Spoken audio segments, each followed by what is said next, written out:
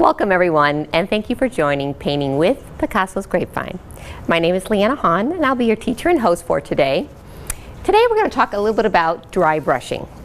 So I brought with me today this beautiful painting. It's just completed.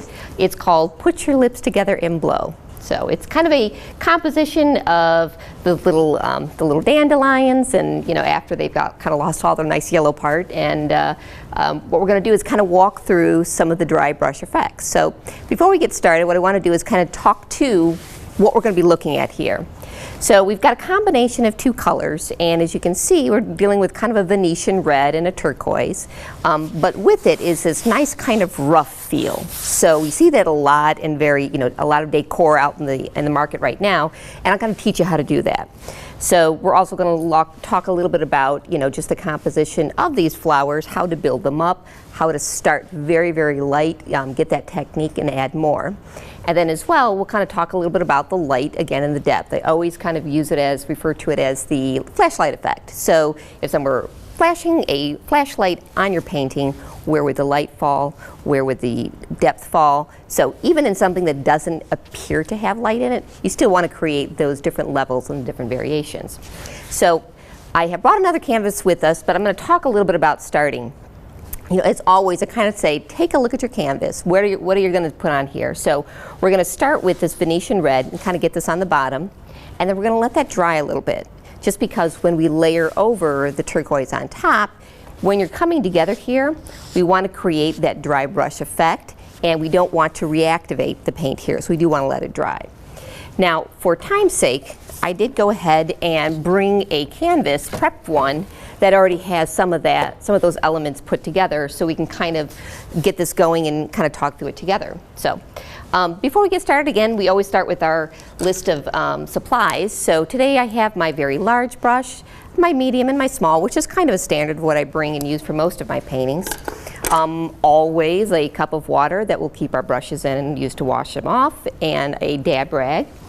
Of course, we are using acrylic paints today, so we'll be using Venetian red. We have phthalo turquoise, white, black, and burnt umber. So to get started, what we're going to do is I'm going to start with a very, very large brush and just dip it in water, kind of get it going. And I've already, again, layered on the Venetian red on the bottom and layered on some turquoise here. What I'm going to show you is, now that this canvas is dry, I'm going to show you how we kind of use a flicking effect to get that dry brush merger between the two colors. So I'm going to grab a little bit of this turquoise, just moisten up the brush, and I'm going to go ahead and start dragging down some of that color. Now you'll want to use your strokes going vertical, of course, starting up, coming down. This is not one where you're going to want to go up and down very much. Most of your strokes are going to be top to bottom. And you're going to be very conservative on the amount of paint that you're using, because we don't want a heavy transition. We want a very dry brush transition. So what does that mean? So as I am moving from the turquoise into this next color below, I'm covering the transition here. I want to make sure I have that covered, but then I'm going to flick down. So I'm going to create that kind of dry brush feeling right here, just dragging across. And so we'll continue to practice as we go left and right. Now, while I'm in the white section here, feel free to do a little up and down motion. That's okay. We're just getting some coverage in there. But as we move into the final piece of it, continue to have your brush strokes top down. So I'm using top down. And now another thing I'm doing, I'm flicking as I get closer into the Venetian red here, because I'm removing the pressure that I'm putting on the paintbrush, and that's what's giving that nice dimpled effect.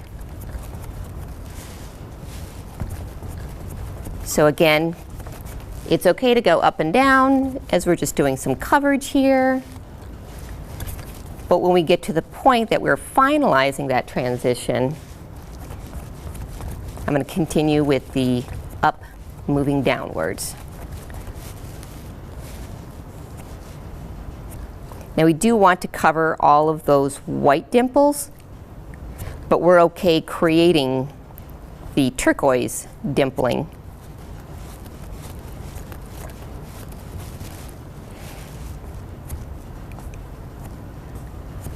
And as well, we don't want to create a solid line. You'll notice that there's variation. There's not a complete solid straight line. You want that to appear as a transition, not necessarily a line, which makes this a painting a little bit more appealing, at least in my opinion.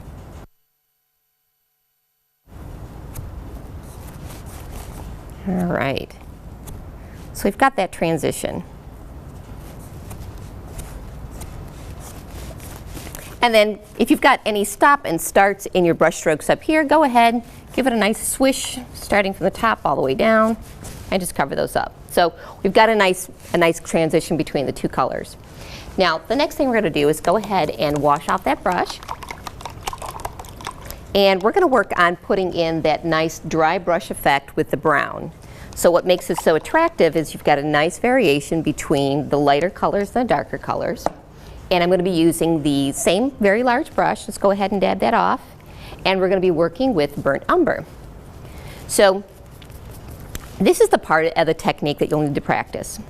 You notice I'm getting it wet here on the palette. I'm going to just kind of wipe some of it off. I don't want to have a lot of my paintbrush. The key to this is start with less, add more.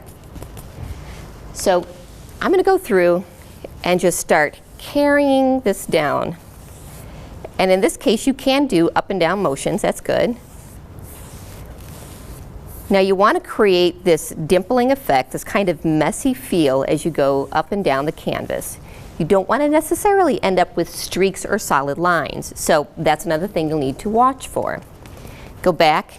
In this case, don't go back to your water. Typically, we go back to our water. We're keeping our paints very moist. But in this case, we don't want to. We want very little on our paintbrush. I kind of like that feeling at the top where you've got a little bit heavier there. And in some places, perhaps you want to go a little bit heavier. So it's not one consistent feel.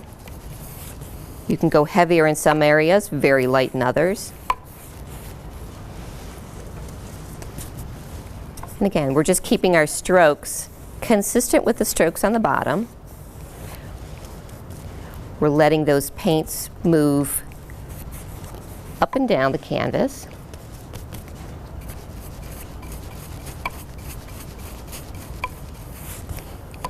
And in general, you don't want to stop and start too much within the canvas. So do go from top to bottom. If you need a little bit of moisture, it's okay to go back to the water. Obviously, these are acrylic paints, so they do dry up pretty fast. You just need to kind of gauge, keeping it moist enough, but not too moist.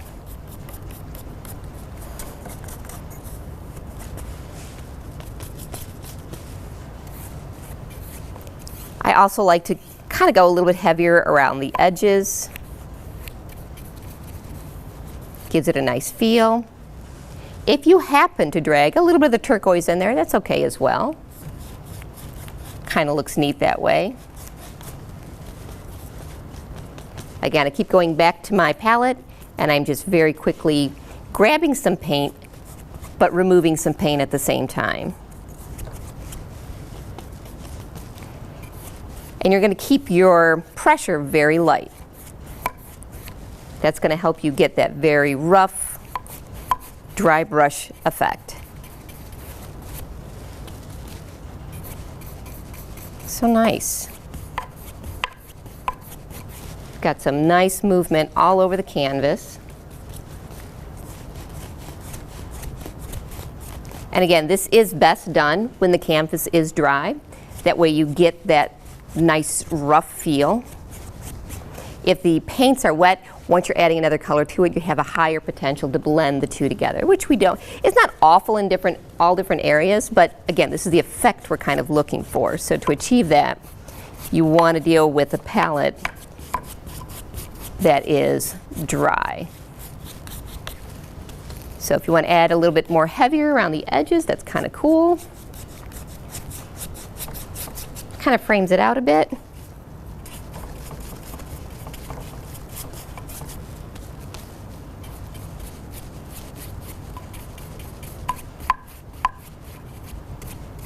All right. Nice. Don't forget, take a step back. take a step back, make sure your directions of your strokes are nice and vertical, that nothing is kind of horizontal and kind of throwing your eye off. So the next thing that we're going to do is we're going to work on the flowers. Now I'm going to go ahead and transition into our medium brush, just getting a little water on there. And what we're going to do with this is we're going to decide first where we're going to put those flowers. So we're going to use just a hair. And again, same technique as with the dry brushing. Less is more. Start with a little bit. We're going to add more as we like. So I'm going to decide that, okay, roughly around right here. I'm just putting a dot to mark the center of where I'm going to place that flower. And I'm going to put another one right here. And let's see, we'll throw one right here, a little lower, and one about right here. So again, you want to mix them up. You don't want them all to be the same levels because that's kind of, again, very linear, creating lines. You want to give some height. The highest one, the next highest one, a very low one, and you can have two that are on a kind of a comparable level. So to do this, again, what we're going to do is we're going to start with this medium brush, and I'm going to be using the side of the brush. We're going to go ahead and put a little bit, and I do mean a little bit. You'll notice if you put your paintbrush onto the canvas and you're getting too much white, go ahead, switch it to the other side, and then use that to dab off. So what we're doing is we're just creating a ball with just light little dabs. Pretty easy. Now we're making it grow, just getting a little bit wider as we kind of move around. And we're going to do the same thing with each one of these. Again, starting at the center, and if you've got, like this feels like it has a lot of paint on it, so I'm going to go ahead and switch to the other side of the brush and dab off. If I need more paint, switch to the side that has the paint, then again to the other side and spread it. Now you're going to probably, if it's a little wet underneath it, you're going to activate a little bit of that paint. That's okay. Because remember, these want to have the appearance of being see-through so that they're luminescent, they're not solid. So we don't want to create a solid white ball. So that's okay. And then what I'm doing here is I'm adding just a little bit more.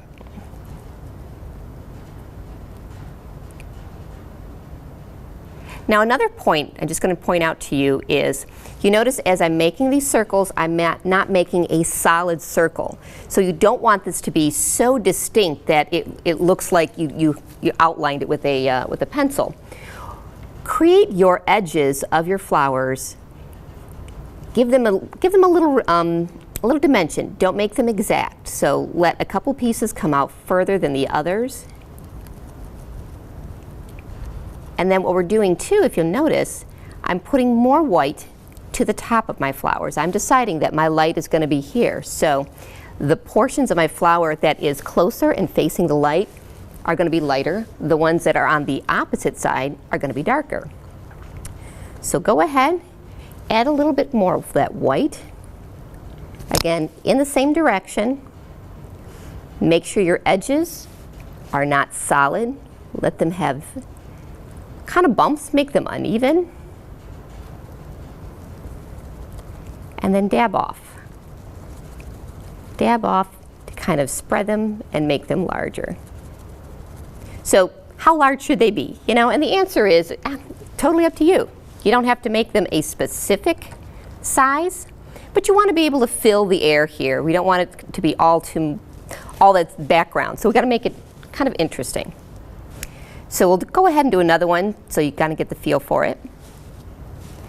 Super easy. Again, starting with the center. And if you're finding you have too much paint, go ahead, just wipe it off on your paper plate here, and then continue moving around. Dabbing off and kind of spreading to get these flowers big enough. And again, this is okay that we're kind of activating some of that paint underneath it. I like seeing the paint underneath it because it shows that it's see-through.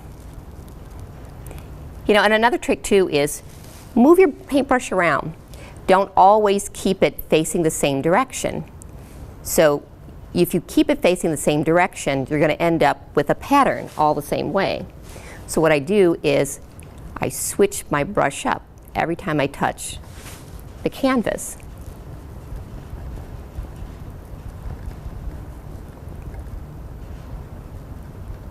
And you'll notice I'm leaving a little bit more white here, less white on that side, kind of dabbing off. All right, so I think we got some pretty cool looking flowers here. So the next thing we're going to do is we're going to go ahead and work on that stem. Now, any flower that I've ever seen does not have a super straight stem. Some do, but most of them don't. If you recall, if you're looking in the grass here, these stems kind of have a little bit of a bend to it. Some of them are very crooked, but they don't really stand straight up. So what we want to do is we want to work with our very small paintbrush here, and we're going to be working with black to create those stems. Now, because this canvas is dry and we're getting that dimple effect, we don't want that to happen to our stems. We're going to add a little bit of water. Water is a wonderful medium. It'll help spread the paint very nicely across the canvas. And let's just kind of decide. So I'm going to decide the bottom is going to go right there. And these are just like one-hit wonders, just a quick swoop down. And they don't have to be all bending the same direction as well. Give them some variation.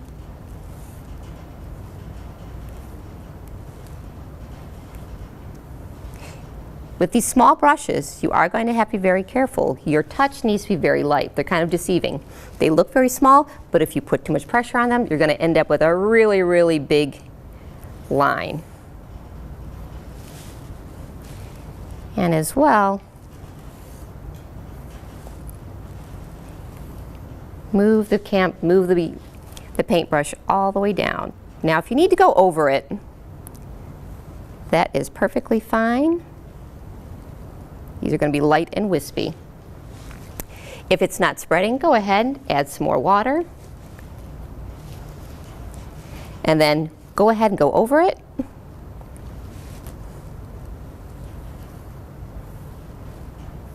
There you go.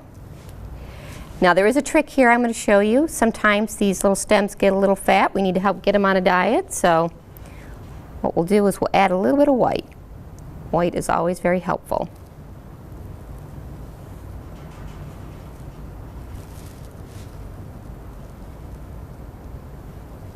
All right, so now that we've got our stems on, let's go ahead and wash off that tiny brush.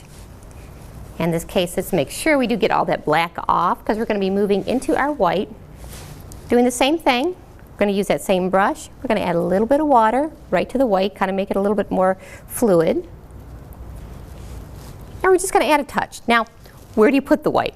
So again, if my light is shining this way, then light is going to be hitting the right side of the stems. So we're going to do quick wisps just down that way on the right side. And these are so ambiguous and nondescript. If they don't go all the way down, that's cool too. So not a problem there. Now what we're going to do is we're going to go back into that medium brush and we're going to kind of increase the size of those little flowers. They're kind of small, so we're going to give them a little bit more depth and dimension. So let's go ahead and continue on.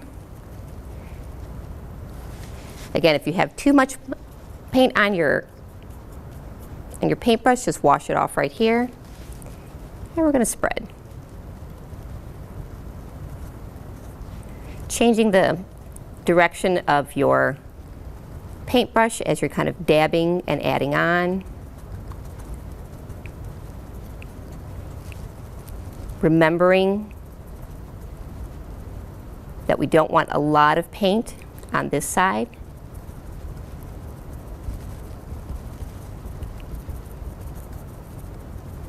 There we go. And again, it's not an exact little ball here. Just kind of moving your paintbrush. You notice I don't go back to my palette for a lot of paint. I'm using the paint that I have right here. And as I'm getting closer to the outsides, I'm making it much more faint. All right, so that feels like a nice size right there. Now, what I'm going to do, while I have very little bit of paint on my paintbrush, I'm just going to make some very soft, and just very few. These are just tiny little touches. This is to kind of simulate where the wind is blowing and the seeds are kind of blowing off of the flowers.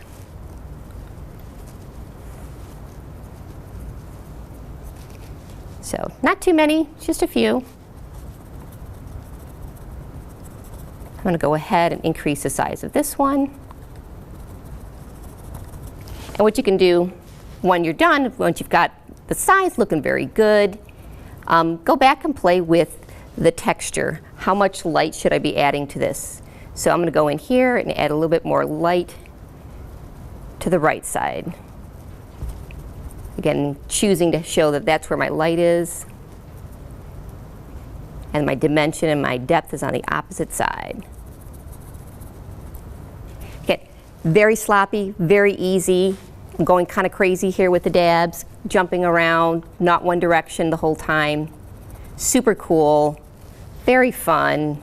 You really can't mess this one up. So go home, take a try, play with it, play with your different brushes. This is an opportunity to get the feel for different techniques. Remembering to keep your brush nice and dry if you want to use the dry brush effect, and have fun with it. If you are interested in learning something like that, definitely check out Picasso's Grapevine. .com, and if you would like any information, do send us an email at info@picassosgrapevine.com.